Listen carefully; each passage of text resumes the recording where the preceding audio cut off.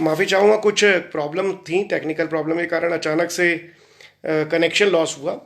जब हम बता रहे थे कि मेद व स्रोतस के हेतु जो हैं उनके कारण जो लक्षण क्रिएट होते हैं, उसमें से भी आपको ये देखना चाहिए कि मलम का एक ऐसा लक्षण है जिसमें मल मूत्र की अधिकता, ये भी क्लियर हो जाता है। और साथ ही साथ वहाँ पर बुरा है विस्त्र शरीर गंधम। कई बार पेशेंट बोलता है कि सर मेरे को बहुत ज़्यादा स्मेल आती है बॉडी से, उनके कारण भी ये प्रॉब्लम क्रिएट होती है। एक्सेसिव यूरिनेशन हो रहा है, उसके कारण भी प्रॉब्लम हो रही है। सर मुझे एक्सेसिव मल की क्वांटिटी भी बहुत ज़्यादा आती है, मतलब कि मोशंस भी बहुत ज़्यादा आते हैं और बल्क अमाउंट में आते हैं, ये भी उसके लक्षणों में आता है। इन लक्षणों को साथ ही साथ पेरिफेरल न्यूरोपैथी और के जो लक्षण क्रिएट होते हैं जिसमें बर्निंग सेंसेशन बहुत ज़्यादा होना और नमनेस बहुत ज़्यादा होना, इन सभी लक्षणों को डेफिनेटली हमें क्लब करते हुए देखना चाहिए। ये लक्षण हम नहीं देखते हैं, हमें इनका कंसिडरेशन जो होता है वो पुरीश्व स्रोतस, मूत्रवा स्रोतस में ज़्यादा स्पेसिफिकली देखने लगते हैं और हमें कई बार मिसजजमेंट होता है। हमें मेदवा स्रोतस के दुष्टि हेतुओं को इसमें क्लब करके ज़रूर चेक करना चाहिए। हमें डेफिनेटली एक लिंक मिलेगा और जो प्री डायबिटिक सिचुएशन है, पोस्ट डायबिटिक सिचुएशन है, वो भी मेदवा स्रोतस के थ्रू कैसे ट्रीट करी जानी चाहिए, वो भी हमें क्लब करके मिलेगा। हम बार बार इन्हें स्किप करते हैं और स्पेसिफिक हेतुओं के कारण हम दूसरे जगह पहुंच जाते हैं, जैसे कि मूत्र की अत्यधिक मात्रा में आना, वो हम पहुंचते हैं सीधे मूत्रवा स्रोतस में, क्योंकि उसमें भी एक लक्षणों में बताया है। लेकिन अगर लक्षणों में अव्यायाम एक लक्षण है, हेतु है, साथ साथ में अगर दूसरा दिवास्वाप उसका हेतु है, तो इन दोनों हेतुओं को हम स्किप नहीं कर सकते। वो भी डेफिनेटली मेद व स्रोतस के कारण उसको अतिमूत्रता हो रही है, ना कि उसने मूत्र व स्रोतस के कुछ हेतु सेवन। तो ये हमें डेफिनेटली एक दिमाग में रखना चाहिए कि आपके हेतुओं में से लिस्टिंग किसकी ज़्यादा है और उस लिस्टिंग में आपके कौन सी इटियोलॉजिकल फैक्टर्स ज़्यादा मैच कर रहे हैं। उन लिस्टिंग को आप पुट डाउन करिए, उनके बेसिस पे आपको डेफिनेटली आंसर मिलेगा कि ये मेदवा स्रोत से कारण है या मूत्रवा स्रोत से कारण है या मज्जवा स्रोत से कारण है। तो आपको डायरेक्टली अगर करपाद सुप्ति का पेशेंट आता है, यानी कि नमनेस का पेशेंट आता है या बर्निंग सेंसेशन का पेशेंट आता है, तो इमीडिएटली आप मज्जवा स्रोतस की ट्रीटमेंट मत शुरू करिए या वात व्याधि की चिकित्सा मत शुरू करिए। पहले आप देखिए कि उसकी इटियोलॉजिकल फैक्टर में ज़्यादा लिस्टिंग किसकी है, उनके on the basis of that select करिए। अब चिकित्सा किस तरीके से करनी है, हमने देखा कि मेदवा स्रोतस में हमने हेतुओं को देखा और लक्षणों को देखा। लक्षणों में हमने देखा कि अतिस्थौल्य के लक्षण पूरी तरह मैच करते हैं। प्रमेय के पूर्व रूप में भी बहुत सारी जो पेरिफेरल न्यूरोपैथी की लक्षण है, साथ में बॉडी की हैवीनेस बहुत ज़्यादा, मलमूत्र की अधिकता बहुत ज़्यादा, ये लक्षणों के साथ एक क्लब फीचर हमारे सामने मेदवा स्रोतस के आते हैं। जब हम चिकित्सा इसमें करने जाते हैं तो हमें रेफरेंस मिलता है चरक सूत्र स्थान अध्याय 21 में ही, जो कि अष्टोनिंदित अध्याय है, जहां पर स्पेसिफिक ट्रीटमेंट बताया गया है। जो चिकित्सा का मूल बताया गया है, वहां बोला गया कि वात और कफनाशक चिकित्सा करिए। अगर आपको वात और कफनाशक चिकित्सा का वैलिडेशन, यानी कि ये देखना है कि ग्रंथाधार कहाँ पर है, तो ग्रंथाधार देखने के लिए आपको चरक विमान स्थान अध्याय 6 में जाना चाहिए। चरक विमान स्थान अध्याय 6 में आपको वात और कफ की चिकित्सा प्रॉपर रूप में लिखी हुई दिखेगी। उसको किस तरीके से यूज करना है उसका स्पेसिफिकेशन चरक सूत्र स्थान अध्याय 21 में फॉर कफत चिकित्सा किस तरीके से उसमें डाइट प्लान बनाना चाहिए, कौन सी एक्सरसाइज मॉड्यूल करना चाहिए, इनकी डिटेलिंग फिर से दी है। ये हमारी ग्रंथाधार बेस्ड चिकित्सा कहलाती है।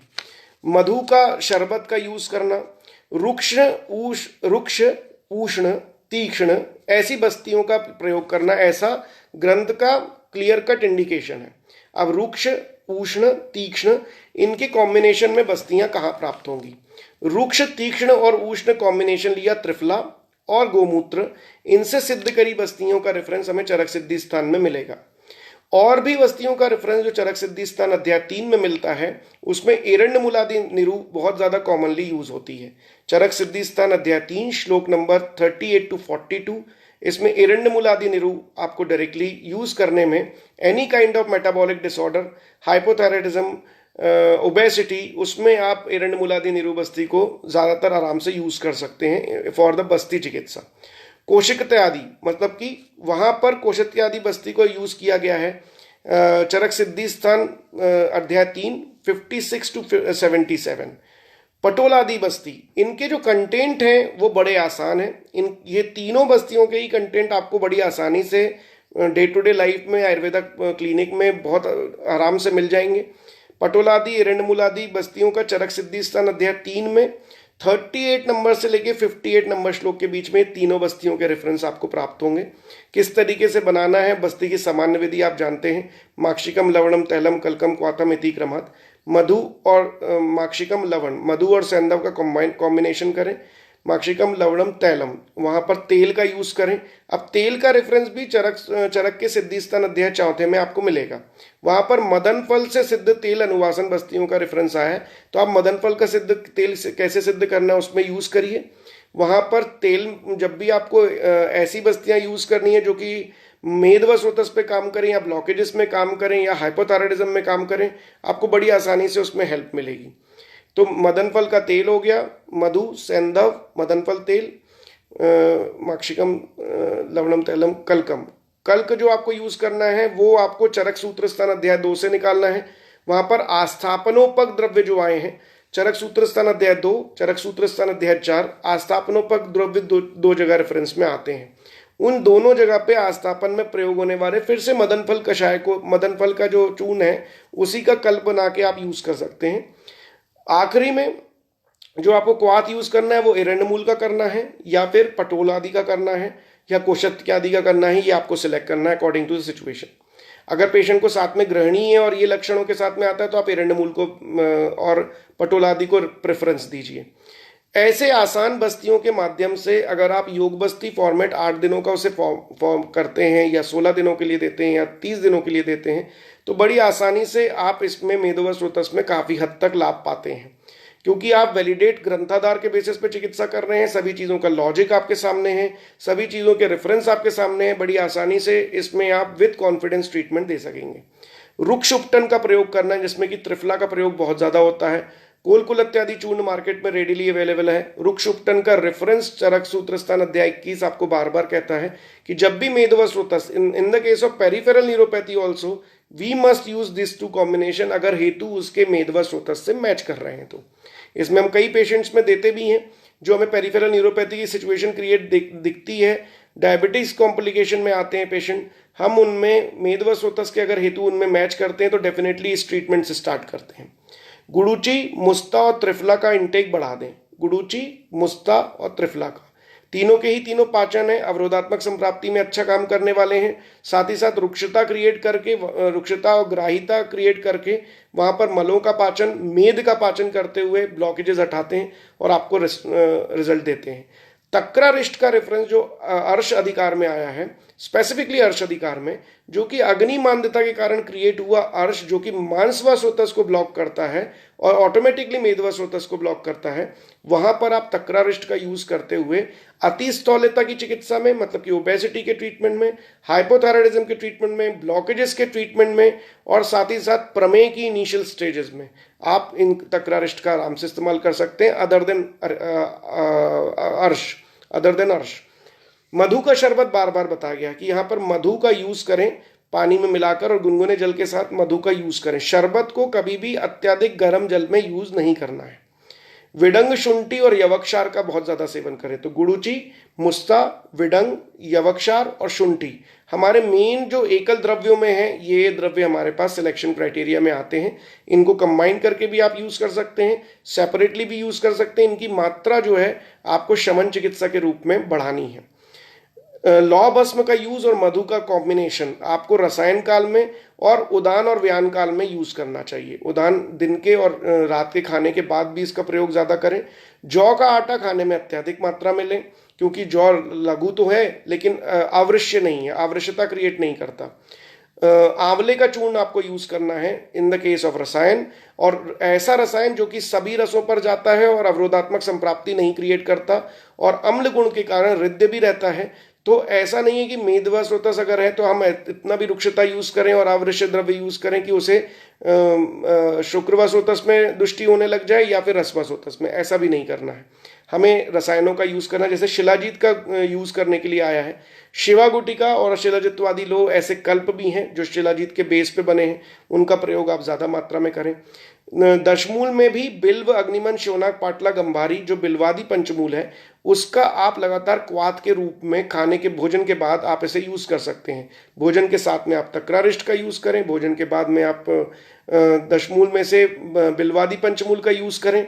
और साथ ही साथ इसके साथ साथ में जो डाइट में है, मूंग का, कुलत्थ का, मोठ का, अरहर का और परवल का बहुत ज़्यादा यूज़ करके डाइट प्लान डिज़ाइन कर सकते हैं। सब्जियों में आप परवल को यूज़ करें, आप जौ का यूज़ करें, मूंग का यूज़ करें, अरहर का यूज़ करें, कुल्थी की दाल का यूज़ करें। इन सब का यूज़ करते हुए जूसेस के फॉर्मेट में आपको मधु का शरबत उसे दिन में थोड़ी थोड़ी मात्रा में देना है।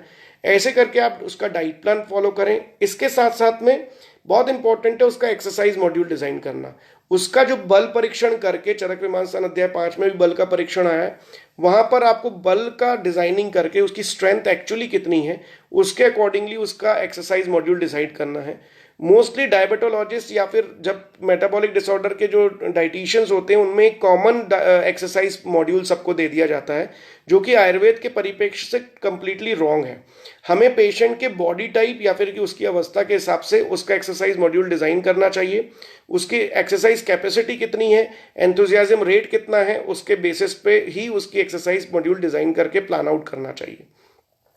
साथ में एक चीज जो कही गई है कि मैथुन का कम प्रयोग करने के कारण या फिर अल्प मात्रा में मैथुन करने के कारण भी मेदवस्रोतस ब्लॉक होते हैं, तो उसकी sexual positioning as well as sexual जो फ्रीक्वेंसी है उसको भी बढ़ाना और इंटीमेसी बढ़ाना अपने पार्टनर के लिए भी बहुत कंप्लीटली एक तरीके से उसकी काउंसिल करना उसे और समझाना भी एक वैद्य का कर्म होता है। और ये भी उसे बहुत ज़रूरी इन द केस ऑफ मेदवस्रोतस हमें ज़रूर समझाना चाहिए।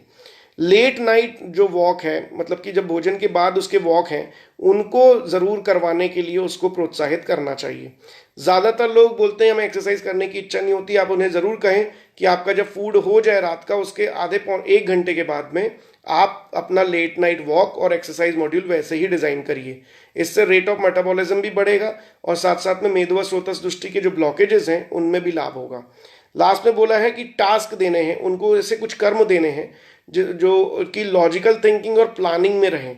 तो उनके जो डाइट के साथ साथ में उनके जो फैमिली मेम्बर्स हैं उनको ऐसा कुछ समझाना है कि उनसे बार बार काउंसलिंग और सिचुएशन लेनी है कि अगर ऐसी सिचुएशन हुई है तो आप प्लीज हमें गाइड करिए, क्योंकि लैक ऑफ एंथुजियाज्म रहता है और चिंतन बिल्कुल लॉस हो चुका रहता है। तो उनके विपरीत ये चिकित्सा करके, मतलब निदानों के विपरीत चिकित्सा करके आप इनमें लाभ ले सकते हैं।